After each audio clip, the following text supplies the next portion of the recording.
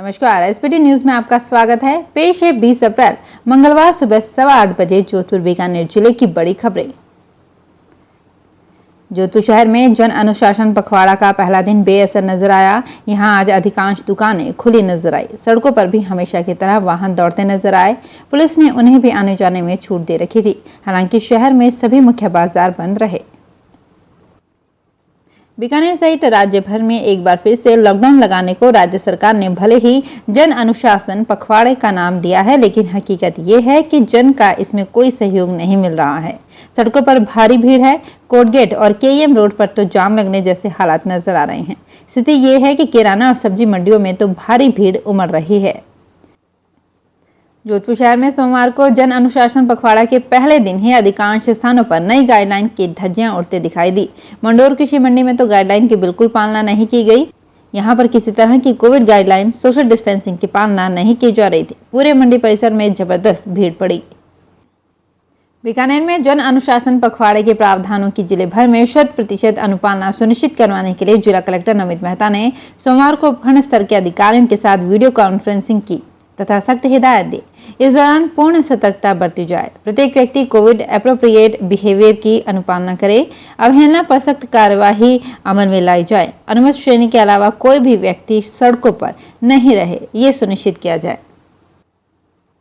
राजस्थान सरकार द्वारा घोषित किए गए जन अनुशासन पखवाड़ा के तहत जोधपुर पुलिस कमिश्नरेट ने 3 मई सुबह 5 बजे तक के लिए नई गाइडलाइन जारी की है। पुलिस उपायुक्त मुख्यालय एवं यातायात राजेश कुमार मीना ने बताया कि नई गाइडलाइन के अनुसार खाद्य पदार्थ एवं किराने का सामान, फल, सब्जियां, मांसाहार, अंडे, डेयरी और पशु चारे से संबंधित रिटेल और होलसेल दुकानें अब सुबह 6 से सुबह 11 बजे तक ही खुलेंगी।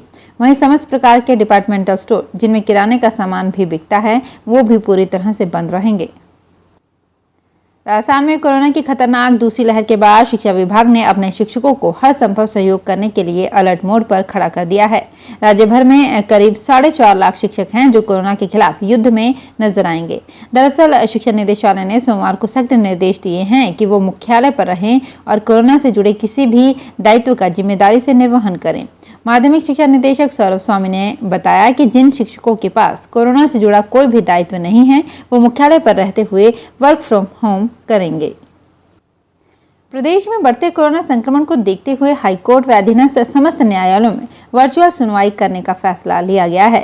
राजस्थान हाईकोर्ट फुल कोर्ट की बैठक सोमवार को मुख्य न्यायाधीश इंद्रजीत मोहंती की अध्यक्षता में आयोजित की गई।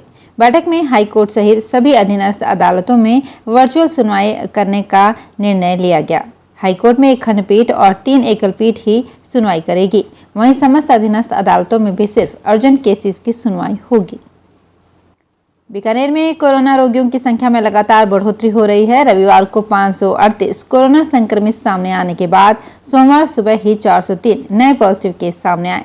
सोमवार की सुबह 309 पॉजिटिव केस सामने आए थे, जबकि शाम होते होते इसमें 93 नए पॉजिटिव और जुड़ गए। डॉक्टर संपूर्णानंद मेडिकल कॉलेज के नए प्रिंसिपल के रूप में डॉक्टर एस राठौड़ ने सोमवार को कार्यभार संभाल लिया। कार्यभार संभालने के बाद उन्होंने मथुरादास माथुर अस्पताल में बने नए कोविड वार्ड का निरीक्षण किया और चिकित्सा अधिकारियों को व्यवस्थाएं समुचित रखने के निर्देश दिए। बीकानेर के आश्रय स्थलों में संचालित इंदिरा रसोई ने अब नगर निगम अधिकारियों की चिंता बढ़ा दी है। इंदिरा रसोई के संचालन के लिए चारों आश्रय स्थलों के एक कक्ष में इंदिरा रसोई की रोटियां बन रही है और खाद्य सामग्री व रसोई का सामान पड़ा है। आश्रय स्थल के 2 कक्षों में से एक कक्ष के इंदिरा रसोई के काम आने के कारण एक ही कक्ष में पुरुष और महिला को ठहराना निगम की मजबूरी होगी, जो संभव नहीं लग रहा है। शहर में लगातार बढ़ रहे कोरोना संक्रमण के प्रभाव के कारण मजदूरों के पलायन की संभावना है। ऐसे में संभव है प्रशासन को इन मजदूरों को इन आश्रय स्थलों में ठहराना पड़े। केंद्रीय जल शक्ति मंत्री गजेंद्र सिंह शेखावत ने जोधपुर पहुंचकर सर्किट हाउस में कोविड व्यवस्थाओं को लेकर अधिकारियों से फीडबैक लिया। उन्होंने करीब 1 घंटे तक चर्चा कर सभी अस्पतालों में कोरोना की व्यवस्थाओं को लेकर अधिकारियों को निर्देश दिए। जोधपुर में तेजी से फैल रहे कोरोना संक्रमण के बीच अन्य प्रदेशों से आने वाले यात्रियों के लिए रेलवे स्टेशन पर विशेष व्यवस्था की गई है। RT-PCR रिपोर्ट के साथ आने वाले यात्रियों के लिए ग्रीन चैनल बनाया गया है, ताकि ऐसे यात्री बगैर किसी परेशानी के कम से कम समय में बाहर निकल सके। वहीं बगैर रिपोर्ट के यहां पहुंचने वाले यात्रियों के लिए येलो लाइन बनाई गई है। इस पर से होकर निकलते समय उनके सैंपल लिए जा रहे हैं। जोधपुर शहर में बढ़ते कोरोना संक्रमण को देखते हुए महापौर दक्षिण वनिता सेठ ने कोरोना वैक्सीनेशन कार्यक्रम को गति देने के निर्देश दिए हैं। उन्होंने कहा कि वैक्सीनेशन कार्यक्रम को गति देने के लिए एक बार फिर पार्षदों के सहयोग से वार्ड स्तर पर कैंप लगाकर कोरोना वैक्सीन लगवाने के प्रयास किए जाएंगे। जोधपुर के फतेह सागर ओटे के सामने स्थित सदगुरु कबीर आश्रम के 7वें महंत युक्तिराम की 29वीं बरसी महंत प्रहलाद दास के सानिध्य में सादगी व श्रद्धा पूर्वक मनाई गई। आश्रम के उत्तराधिकारी संत राजेंद्र दास ने बताया कि प्रतिवर्ष उनका बरसी महोत्सव संत समागम के साथ श्रद्धा पूर्वक और हर्षोल्लास के साथ मनाया जाता है, लेकिन कोरोना महामारी के चलते इस वर्ष कोरोना गाइडलाइंस की पालना करते हुए ये आयोजन सूक्ष्म रूप में रखा गया।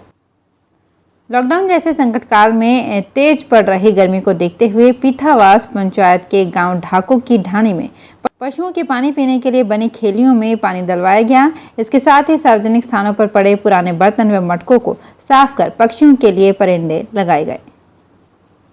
तो फिलहाल इस बुलेटिन में इतना ही, फिर हाजिर होंगे कुछ और बड़ी खबरों के साथ। एसबीटी न्यूज के और भी वीडियोस को देखने के लिए हमारे चैनल को सब्सक्राइब करें और नोटिफिकेशन पाने के लिए बेल आइकन को प्रेस करें।